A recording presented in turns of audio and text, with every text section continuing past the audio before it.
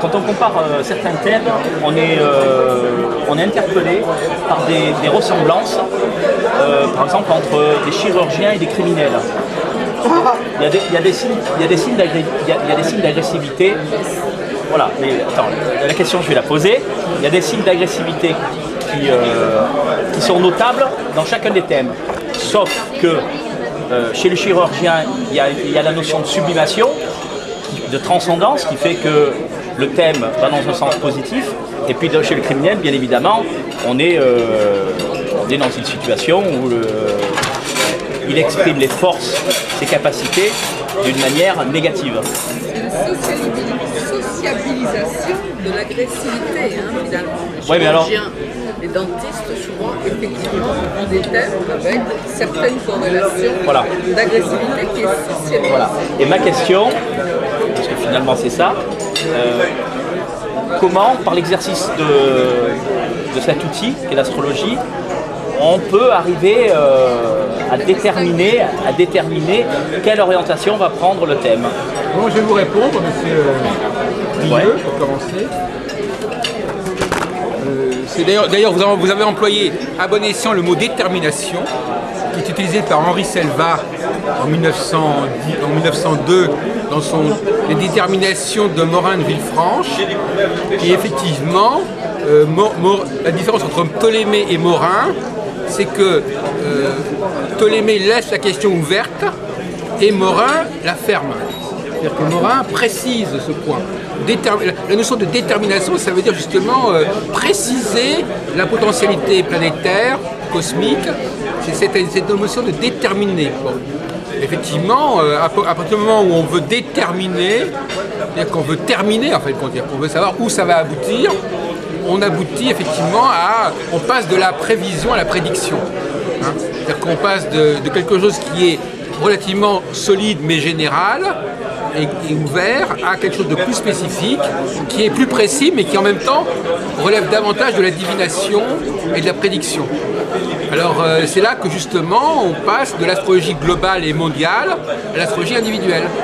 L'astrologie individuelle ne fait que ça, elle ne fait que pour déterminer, surdéterminer, localiser. Moi j'oppose l'astrologie du temps et l'astrologie de l'espace. L'astrologie, nous avons actuellement l'astrologie contemporaine est malade de cette histoire de la localisation. On veut savoir dans quel pays ça va tomber. Hier j'étais à une conférence de Yves Lenoble, dans quels vont être les pays qui vont être touchés par la configuration. On veut savoir si effectivement telle notion comme celle que vous avez déterminée, là, signalée, Mars, etc., sur quelle catégorie professionnelle ça va tomber. On veut toujours préciser, déterminer, focaliser, localiser. Moi je pense que ce travail de précision ne relève pas de l'astrologie. On peut utiliser l'astrologie, mais il faut des éléments complémentaires, psychologiques, sociologiques, politiques, pour répondre à la question. Donc à mon avis, ce n'est pas une question qui est pertinente pour l'astrologie, mais pour l'astrologue certainement. C'est à l'astrologue de faire le travail et pas à l'astrologie. Voilà, c'est ma réponse. Maintenant, alors, il y a une réponse là du côté de... L'outil peut être un support quand même de réflexion. Une autre réponse. Ouais.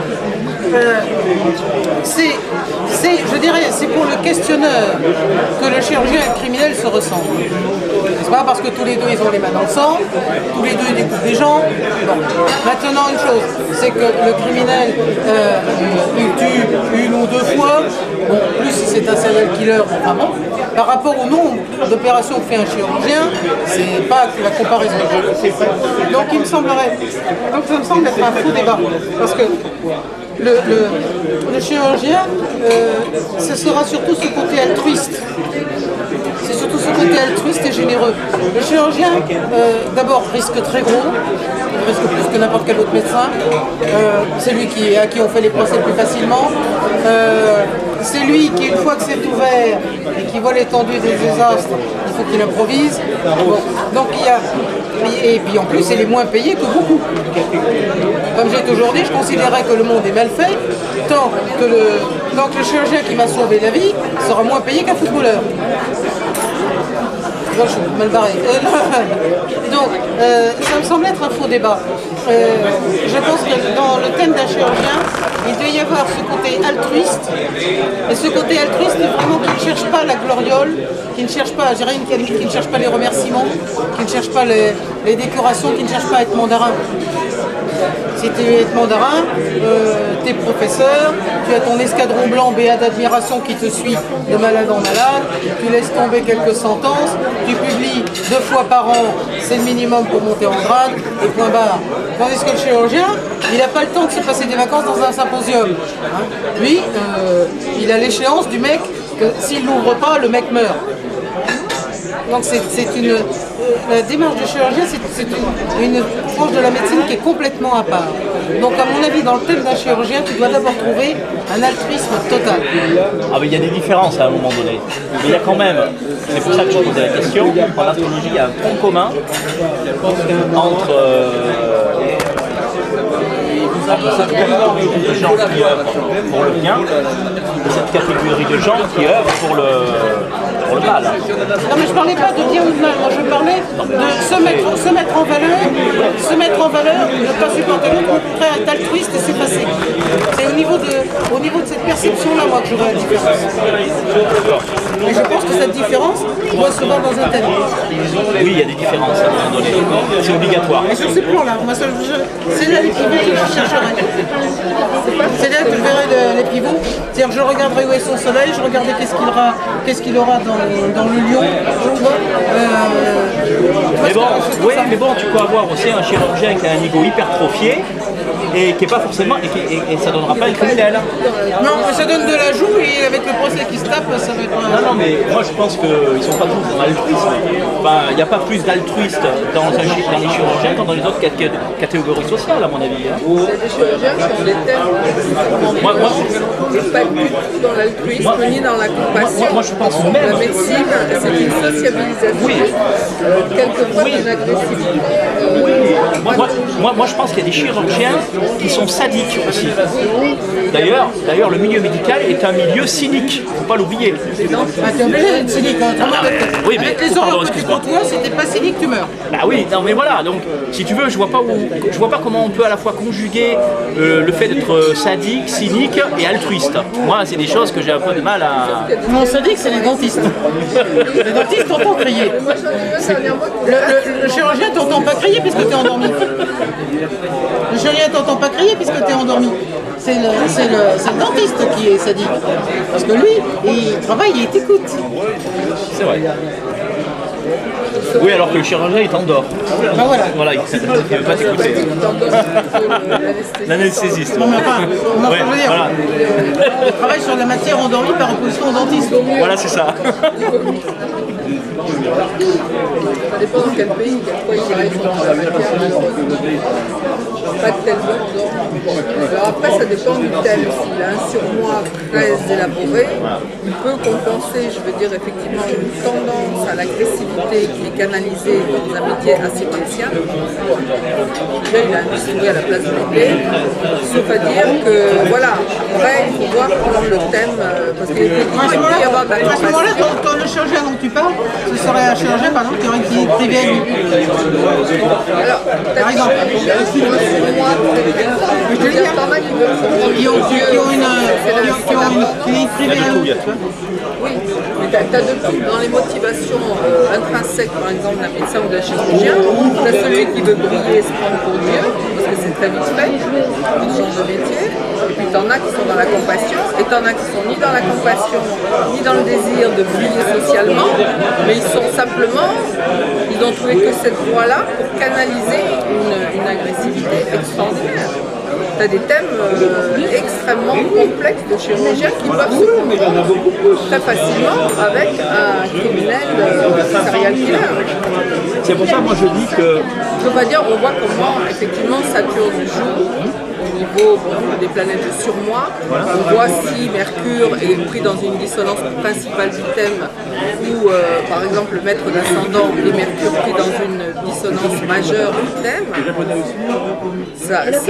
Avec un Saturne qui n'est pas très fort ou qui va intervenir tard, là on peut se dire bon. Ça dépend de la globalité. Mais en fait, l'astrologue, il faut qu'il se pose cette question essentielle parce que s'il ne se la pose pas, eh bien, déjà, le simple fait d'interpréter, déjà, c'est une. Enfin, on est parfois, et même, on est parfois dans l'erreur quand on interprète. C'est normal, c'est le propre de l'interprétation. Mais si on ne se pose pas cette véritable question, on va partir à l'opposé de ce qui est en réalité. Si on n'arrive pas à définir si l'énergie est canalisée ou pas. Oui, mais alors là, c'est le travail de l'astrologue basique. Hein. Oui, mais ce que je veux dire, c'est que la question de l'astrologue, c'est la question qui doit inconsciemment ou consciemment se poser. Enfin, il doit agir par rapport à cette question. Quand tu as en face de toi un consultant qui est si la personne va être un tueur ou un chirurgien, ça ensemble, on va le voir. Parfois, on a les deux. Hein. Docteur Petiot, il était les deux. On ne peut pas voir. le docteur Jekyll et Mr. Hyde aussi. Hein. Mais c'est de quoi? Il était altruiste et criminel. Il y avait les deux comme ça. Non, attends, mais il était criminel parce que c'est ça qui a à quel niveau le thème est vécu. S'il y a une dominante Mars effectivement importante, c'est le quotidien, c'est pas la paix du monde. donc il y a cette dominante Mars peut-être canalisée donc, dans un métier tel que effectivement être avocat pour plaider une cause ou alors être chirurgien, d'accord, enfin un métier qui demande de se battre. Mais on ne peut pas voir dans un thème si la personne va être un génie par exemple, si la personne va pouvoir vivre sa vie d'une manière créative, une personne qui vit son thème d'une manière créative fait que tout converge en fin de compte. Elle arrive donc à faire converger le thème vers un but et en impliquant toute sa personnalité. Voilà. Donc on ne peut pas voir dans un thème à la base comme ça avec une carte du ciel si la personne va être criminelle ou alors va être chirurgien ou alors va inventer quelque chose de nouveau. Il y a des signes quand même. On n'aurait pas pu dire que Mozart allait être un musicien. Non, mais si, là on voit le thème de Mozart, on dit d'accord, il était musicien parce que ça, mais pour être honnête, on aurait eu la carte du ciel avant que naisse Mozart. Enfin, admettons, on n'aurait pas pu dire au départ comme ça, Mozart sera un génie. Donc on ne peut pas voir ça dans un thème. Dire que la notion de génie est discutable parce qu'il avait des parents quand même qui le faisaient travailler depuis un âge extrêmement Exactement. jeune. Oui. Non, mais N'importe quel enfant qui est un peu doué pour la musique mais qui en fait 10 heures par jour dès qu'il commence à 2 ans et demi, non, mais ce que je veux dire, je parle au sens là. Oui, c'est vrai, mais je parle de Mozart, je prends un exemple, mais ce que je veux dire, avec un même thème, ça pourrait être aussi bien un criminel que quelqu'un d'extrêmement altruiste.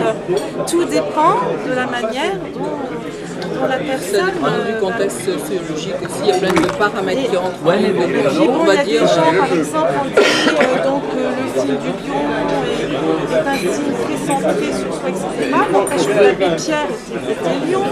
Mais il était ascendant balance, il y avait une corrélation, je veux dire, Il y a une dualité dans chaque signe. et d'empathie. C'est pas parce qu'on est du lion qu'on ne donne pas aux autres, mais au contraire, si le côté généreux est... Oui, non, mais là, je surtout si on est au lion. simplifie, mais Il y a la dualité dans chacun des signes. un thème est très complexe et donc c'est comme un jeu de cartes qu'on a à la base et on peut assembler les cartes d'une certaine manière pour en faire ressentir vraiment une quintessence. Moi, je voudrais... Mais c'est vrai que Je voudrais apporter un autre éclairage qui est plutôt sociologique. Je pense que, en fait, ça va peut-être vous paraître provocateur, mais je pense que ça n'a pas d'importance. C'est-à-dire que peu importe le métier qu'on choisit, parce qu'à l'intérieur d'un même métier, il y a des activités très diverses. On peut être gestionnaire, on peut être ceci, on peut être cela, enfin je veux dire, chaque métier est un petit monde en lui-même, hein. Une culture en elle-même, qui a son propre langage, qui a ses propres codes, qui a ses propres traditions. Et en fin de compte, voilà, il faut bien appartenir à un groupe. Par exemple, il y a des métiers qui en eux-mêmes sont très pénibles, mais qui ont une valeur sociale, de sociabilité très intéressante. Et donc le métier n'est pas... Et inversement, il y a des métiers qui sont très intéressants, mais avec constituant un groupe humain qui n'est pas du tout intéressant. Donc il y a toutes sortes de facteurs, de sociabilité, de milieu, qui font que finalement ce qui est important, c'est que la personne choisisse un milieu. Mais peu importe lequel, à la limite. Tout à l'heure, on a eu M. Guinard, par exemple, qui a dit, bon voilà, j'avais fait commencer l'astrologie, et puis maintenant, j'évolue vers Nostradamus, etc. Bon, il y a des façons, moi par exemple, je ne suis pas astrologue, mais je suis dans le milieu astrologique depuis 40 ans. Donc quelque part, j'aurais pu être dans un autre milieu. Ça n'a pas beaucoup d'importance. Les talents que nous avons peuvent s'exprimer dans n'importe quelle profession, à condition de ne pas avoir une vision trop étriquée de la profession. Par exemple, être astrologue, c'est pas forcément recevoir des clients. C'est s'occuper d'astrologie, c'est s'occuper des astrologues, c'est écrire sur l'astrologie, c'est tout un ensemble de choses. Et en définitive, chaque astrologue, chaque métier est un microcosme. Et au fond, ça n'a pas beaucoup d'importance, de même que c'est pas très important de naître en Angleterre ou en France, il faut bien être quelque part, parce qu'on assume l'endroit où on est né, on assume les valeurs du milieu dans lequel on se trouve, et puis aussi il ne faut pas oublier que c'est un processus identitaire, c'est-à-dire que les gens ont besoin tout simplement d'appartenir à un milieu. Alors, à moins de cas extrêmes où il y a une incompatibilité majeure, mais au fond c'est assez rare, parce que même un sportif peut continuer à être entraîneur, enfin, je sais pas, il y a toutes sortes de choses, même s'il a un accident, il peut continuer à diriger. Je dirais que c'est tout à fait relatif. Ce qui pose le problème de Michel Gauquelin, est-ce que les travaux de Michel Gauquelin sont valables ou pas? Est-ce que le fait... Alors ça, on retombe dans le problème de la détermination, parce que déterminer la profession de quelqu'un, c'est déjà aller très loin. Pour moi, il n'est pas plus. C'est pas pour. J'emploie une expression très provocatrice. Pour moi, être dans tel ou tel métier, c'est pas plus évident que d'être dans telle ou telle ville, ou dans tel et tel pays, ou de telle et telle religion. Donc, c'est des phénomènes d'appartenance qui peuvent prendre les formes les plus invraisemblables. Donc, vouloir. Quand il y a des milliers de possibilités d'appartenir et de se rendre dans l'identité avec quelque chose, avec un milieu, c'est complètement inconcevable de chercher de savoir à l'avance dans quel milieu ça va se passer. La seule chose qu'on puisse dire, c'est qu'une personne donnée que vous avez comme client, eh bien, elle connaît un certain nombre de milieux, elle a peut-être un certain nombre de... On peut voir plus ou moins en écoutant un peu ce qu'elle a à dire, où elle va aller. La famille, des mais métiers, c'est pas le thème natal qui est censé le dire, à mon avis. Enfin, moi je crois aussi, alors là c'est toujours un domaine spirituel, on a un destin, on a tous un destin, et donc il y a quelque chose qu'on porte en nous, il y a un métier qu'on porte en nous, qui fait qu'on va être porté vers justement tel type de métier. Alors là aussi il y a la réincarnation qui joue, etc. Moi je crois que avant de s'incarner, donc on choisit ce qu'on va être, et que on a aussi un thème qui fait que on va être porté vers ce métier-là aussi, donc pour s'affirmer, enfin parce qu'on ressent qu'on est fait pour ça, mais aussi pour évoluer, parce que aussi on a il y a cette nécessité humaine aussi dans chaque être d'évoluer. C'est-à-dire, ça c'est quelque chose que chaque être humain porte en lui, c'est de vouloir progresser et d'évoluer dans la vie. C'est quelque chose qui porte, tout le monde est porté par ce besoin qui n'est pas forcément conscient, c'est pas forcément un besoin conscientisé mais qui est au fond de notre âme, d'avancer. Besoin quelquefois qui est inconscient d'évoluer, de progresser. De toute façon, si on s'est réincarné, en théorie, c'est quand même pour subir une évolution. Voilà. Subir ou la vivre, en principe. Une évolution. Et c'est vrai qu'il y a beaucoup de gens qui n'en sont, Enfin, c'est une manière d'évoluer, pas conscients de ça. Souvent c'est inconscient, mais n'empêche que... Mais pour revenir au voilà. déterminisme, bon, c'est sûr qu'en regardant un thème, avec le chinois plus l'occidental, on peut quand même arriver à cibler les champs d'expérience. Par exemple, en occidental, sans donner un cours, quand on regarde la maison 2, on peut voir d'après les signes et les planètes qui sont dedans, pour schématiser en gros, je veux dire, les dons et les capacités de la personne. Après, la maison 6, on peut regarder les outils qu'elle a pour réussir. En maison 10, on peut voir sa réalisation. Donc, rien qu'en occidental, en tenant compte, par exemple, déjà des signes qui sont dans ces maisons, des planètes qui sont, si elles sont en aspect difficile, Ça dépend pas de ce qu'on veut. donc on peut voir s'il y a déjà des facilités pour quelque chose, des champs d'expérience plus faciles que d'autres, des métiers plus artistiques, créatifs.